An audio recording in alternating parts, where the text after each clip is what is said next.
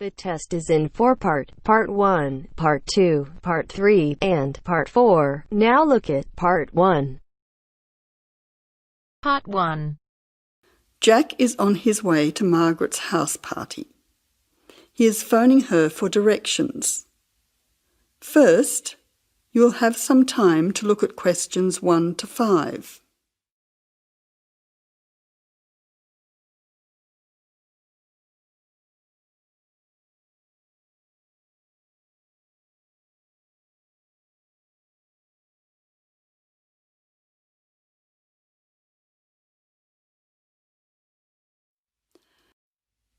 Now listen carefully and answer questions 1 to 5. Jack has got lost on his way to Margaret's party. He is phoning her for directions.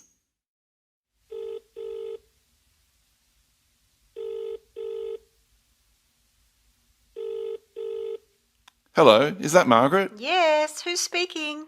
Margaret, it's Jack. I think I'm lost. I can't see a signpost and... Jack, so where are you now? Well, I'm a bit confused about the directions, but I'm at a T-junction. What can you see around you? I can see a pub on the corner. Can you see the name of the pub? Wait a minute, let me see. It's hard to see in the dark. Yes, I can read it now. It's called the Lion's Head. Oh, the Lion's Head. Okay, well then you're not too far away. Go straight ahead through the traffic lights to the next T-junction. Sorry, I didn't hear you. What did you say? I said just go through to the next T-junction. Okay. Now what? Well, there's a park in front of you and a large 2-story building on the corner. Yes, I can see them.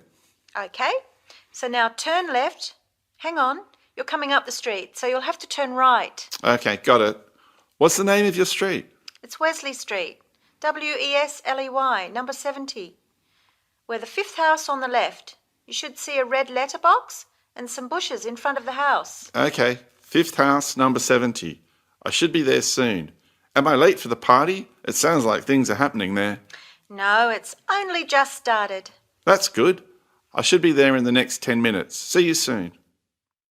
Jack hangs up and walks on. 7 minutes later, he calls Margaret again, as he still can't find the house. You now have some time to look at questions 6 to 10.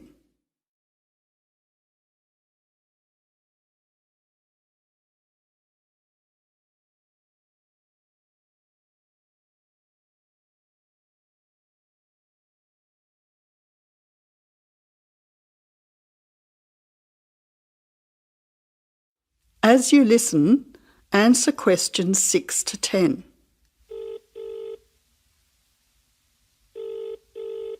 Who's speaking? Hi, Margaret. It's Jack again. Sorry to bother you. Listen, would you mind doing me a favour? Of course, what? Could you tell Mike I have got his camera?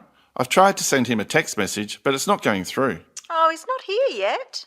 Oh dear, he said he'd be there early. He might be lost too. Okay, I'll call him. What's his number? 0482 563379. Oh, so that's 0485. No, 0482 563379. Okay, I'll call him right away. But where are you now? Well, I'm in your street, but I still can't find your house. I can't see the numbers very clearly, or a red letterbox. It's pretty dark. I thought you said it was easy to find. Oh, okay, wait there. I'll come outside and get you. All right then, and don't worry about calling Mike. I'll try to call him now. Hang on, there's someone coming down the street. It looks like Mike. Oh, and I can see the letterbox now. It was hidden behind a bush. See you soon.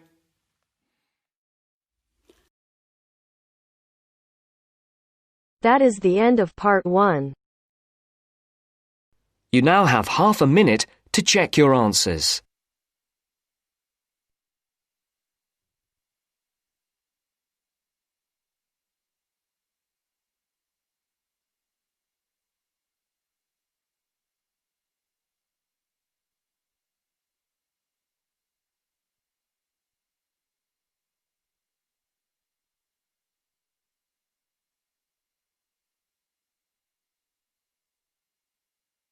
Now turns to Part 2. Part 2. You will hear part of a podcast for visitors to the popular holiday region called the Trelaw Valley. First, you have some time to look at questions 11 to 14.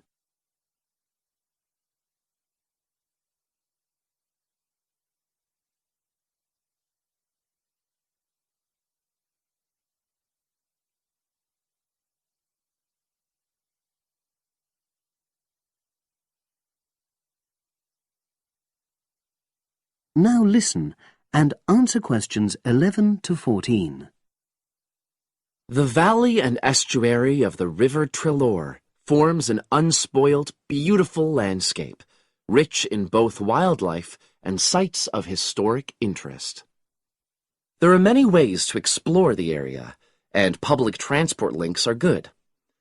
It is possible to leave your car behind and travel by boat, train, or bus, with just short walks in between stops. The Trelaw Valley Passenger Ferry runs between villages along the river estuary and provides a link with a train station at Barry, which is about 10 minutes' walk from the riverside village of Calton. In the past, the river was the main form of transport in the area, and as in the past, today's ferry service operates according to nature.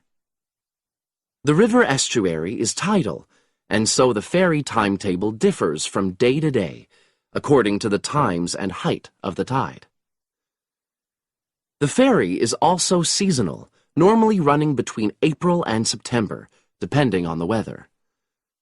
A timetable for the whole year can be downloaded from the internet by visiting www.trelawferry.co.uk. If you just want to sit and relax and enjoy the lovely scenery, you can take a river cruise to Calton and back from the nearby city of Plymouth. In the past, steamships brought early tourists along the same route. Queen Victoria and her family enjoyed such a trip in 1856. The journey is quicker these days. The round trip takes between 4 and 5 hours, depending on tides and weather. If you prefer, you can travel upriver by boat and return to Plymouth by train. All cruise boats and trains have wheelchair access. For more information and for departure times, ring Plymouth Boat Cruises on 017-528-23104. Trains run several times a day throughout the year between Calton and Plymouth, with various stops in between. They are used by both local commuters and tourists who want to enjoy the beautiful scenery. The highlight of the journey is crossing the river on the stunning viaduct, which was built at the beginning of the 20th century and towers 120 feet over the water. It is unnecessary to book, and tickets can be bought on the train. For information about fares and timetables, contact National Rail Enquiries by phone or online. The bus service in the Trelaw Valley now connects all train stations and villages in the area. Especially for holidaymakers, there's a Rover ticket which can be used at weekends and on national holidays and allows unlimited journeys on those days. The Rover ticket provides great value for money and is now even cheaper than it was last year. An adult ticket costs £5.50 a day. Senior citizens can travel for £4.50, and a family ticket for up to 5 people costs just £12. Tickets can be bought on the bus. Now you have some time to look at questions 15 to 20.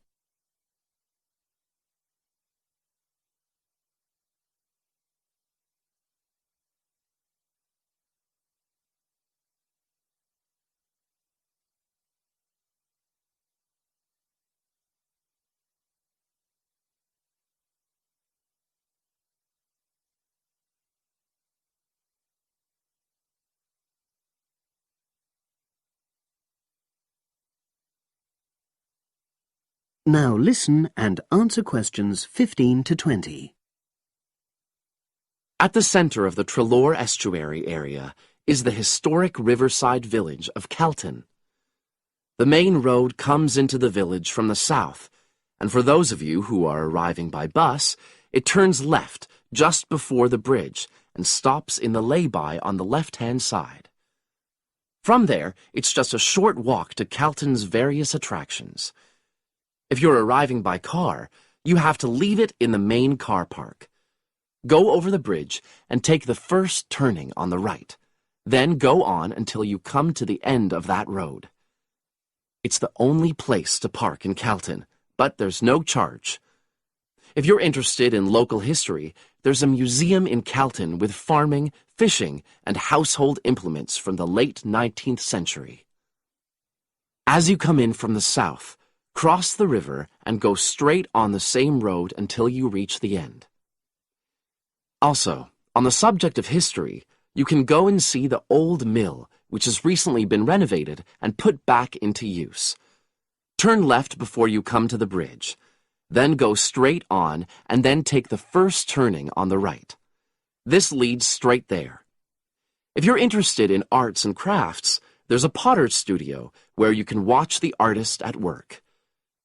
After crossing the bridge, turn left, and it's the second building on the left. Finally, when you feel in need of refreshments, there's a cafe opposite the old boathouse and a picnic area near the mill.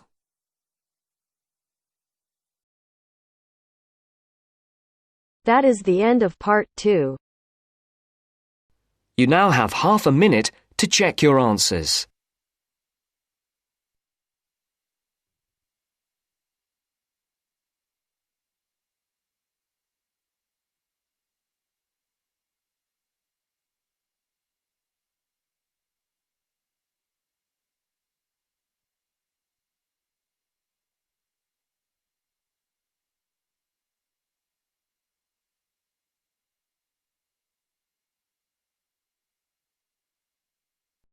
Now turns to part 3. Part 3. You will hear a discussion between 3 students, David, Joseph, and Carrie. In the first part of the discussion, they will be talking about lounges in different school buildings on campus. First look at questions 21 to 24.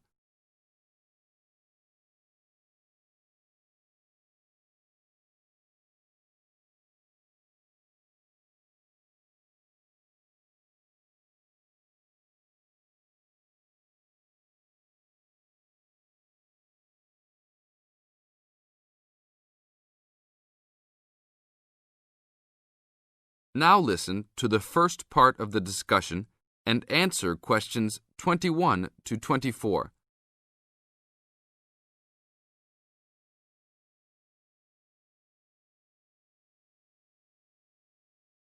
Hey, Joseph. Long time no see. How's it going? Oh, hey, David. It's going fine. I'm a little overwhelmed with all these new courses, but I'm hanging in there. Have you met my girlfriend, Carrie? No. Hi, Carrie. Hi, David. Joseph told me about you. You two had quite the time last semester in European history, I hear. Yeah, we like to hang out after class. Now it's a little harder, though. Lounges aren't as good as they were back there in Wilson Hall. Yeah, they had chairs, couches, and tables to put your stuff on. And that lounge was full. There must have been 25 seats in there. Really? The lounge in Jones Hall, where I have my communications course, only has about 10 chairs. It's awful. We all just stand around or leave. I wish we could hang out more. Well, Agriculture Hall is next door. Their lounge is on the first floor, and it has couches. I think there are about 6 of them, and they're comfortable and hardly used at all. That's not a good idea. Thanks. But don't go to lounge at Skidmore Hall. I don't even know why they call it a lounge. It's just 4 chairs in the corner of the main walkway. In the second part of the discussion, David, Joseph, and Carrie continue talking about conducting a survey. Before you hear the rest of the talk, you have some time to look at questions 25 to 30.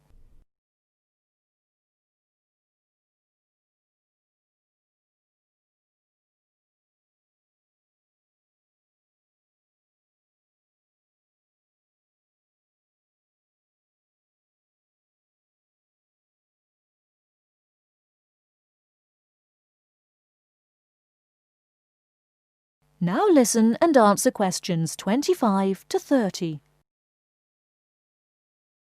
Guys, we should really do something about those lounges. I mean, couldn't we gather signatures and try to get the university to improve some of the facilities? Yeah, that's a great idea. But we can't just say something random like, oh, you need to make the buildings nicer. We should come up with some kind of ranking system and have students rank buildings, how beautiful they are, how nice they are, etc. Well, if we were ranking on a scale of 1 to 3, you all know that I would rank Skidmore Hall a 1. Like I just said, that place is awful. No facilities. The bathrooms are way down in the basement. You're right. But they do have a nice balcony on the 3rd floor. That might increase its value. But you shouldn't rank the architecture. You should rank how nice the building is for students to hang out in. Oh, okay, then I agree with you. So should we do this? I think it's a great idea. But let's try it ourselves on a couple buildings so that we can work out any bugs in it. I think Wilson Hall is the best. Sure, but we've already begun. We will give a building 1 point if it has poor facilities, not enough chairs and no vending machines, that kind of thing. And give a building 2 points if it is okay or acceptable. We can rank buildings that we really like as having 3 points. So like Joseph said, I think Wilson Hall is the best. It should have 3 points for sure. And Skidmore has a 1. Now what other buildings should we rank? How about Merris Hall? No, they're not done with that one yet. But it looks like that will be a good place to hang out. How about Agriculture Hall? You said something about that hall a bit earlier. Oh yeah, they have that lounge with couches that no one uses. But that might indicate that people don't hang out there for other reasons. They don't have any drink machines. That's why I never go there. Oh, well, then I think it's an average building. Let's give it the middle ranking. I agree. It could be improved slightly, but it's got a couple of nice features. I like that lounge in that 3rd floor, for example, but the stairs are too short. I always trip when I'm walking up them. This ranking is getting complex. Okay, one building we haven't talked about is Canton Hall. What do you guys think of Canton? Is that next to the law building? Yep. It's got this excellent connecting corridor with chairs and desks to relax and work at. The cafeteria there is great too. I think that place is just as good as Wilson. Well, I've only been there once, and didn't know that was what it was called. It was kind of confusing, and it's kind of far for me to go, but I liked it. So I'll give it the middle ranking. 2 points because it had nice facilities, but a poor and confusing layout. Oh, Joseph, you like Canton Hall? I hate that place. It's so mechanical, cold and impersonal. The furniture is nice, sure, but it's the last place on campus I would go to. I give it a 1. Interesting. Well, let's write this little survey up and start passing it around. I don't have time to type it up. Can you? Sure. I'll do it after my biology class. Should we meet up at Wilson tonight around 8? Sure. No problem. We'll see you then.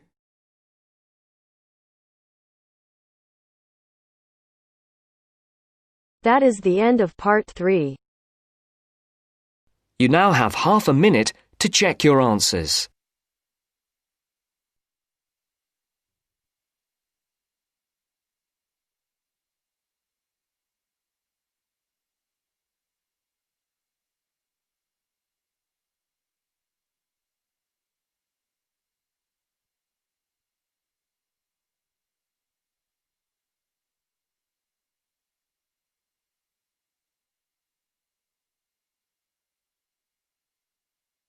Now turns to part 4. Part 4. Listen to an interview. Mr. Brooks, Mark, Jean and Robert are being interviewed on the subject of friendship. First, you have some time to look at questions 31 to 40.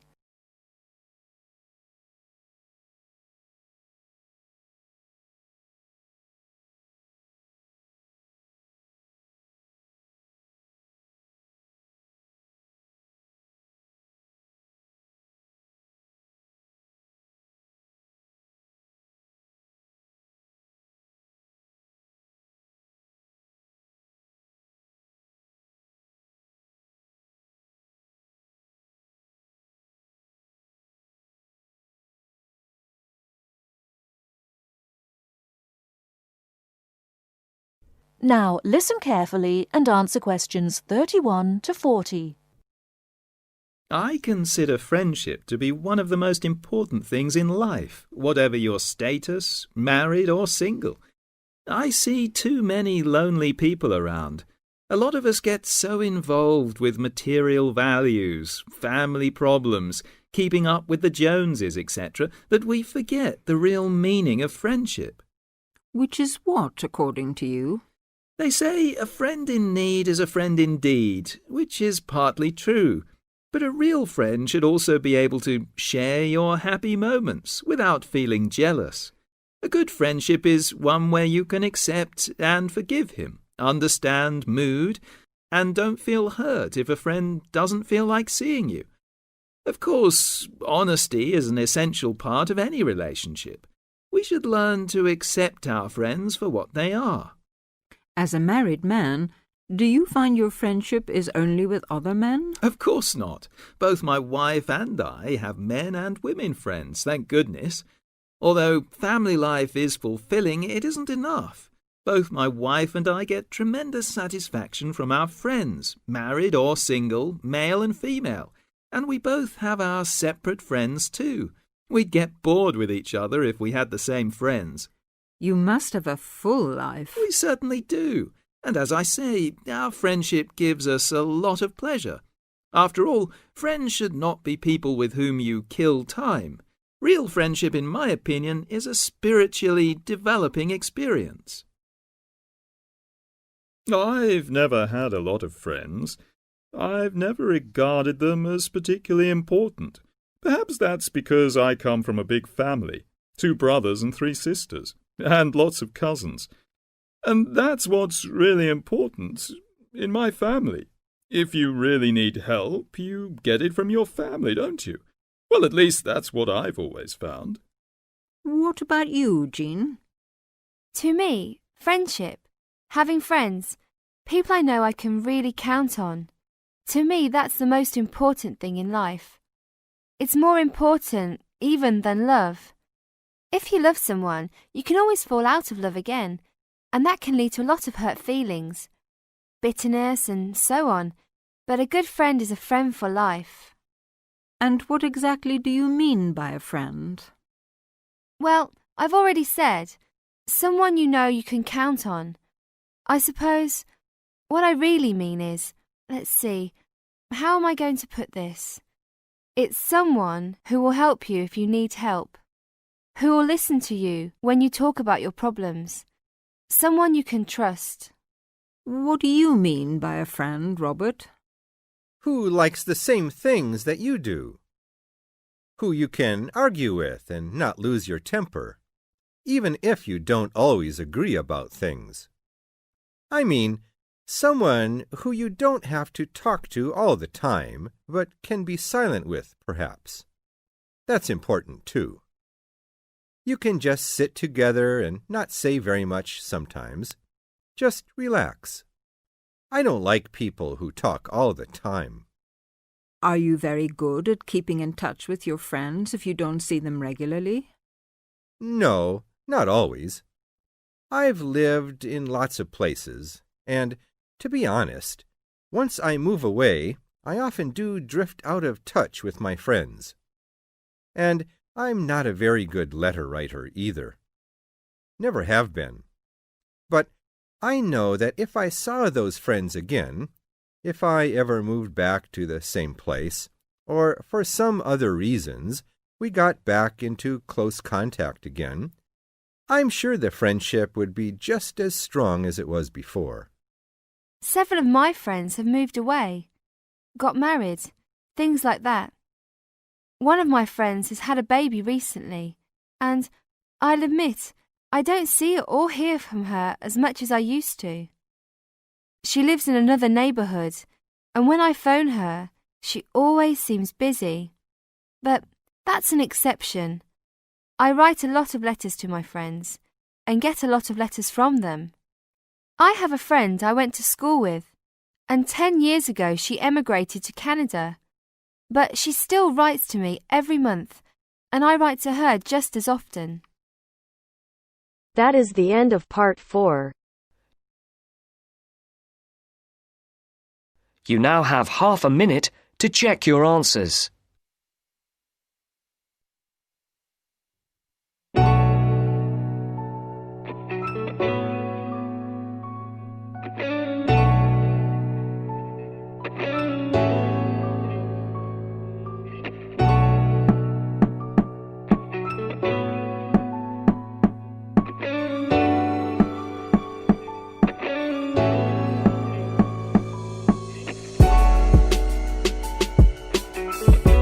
That is the end of the test. You now have 10 minutes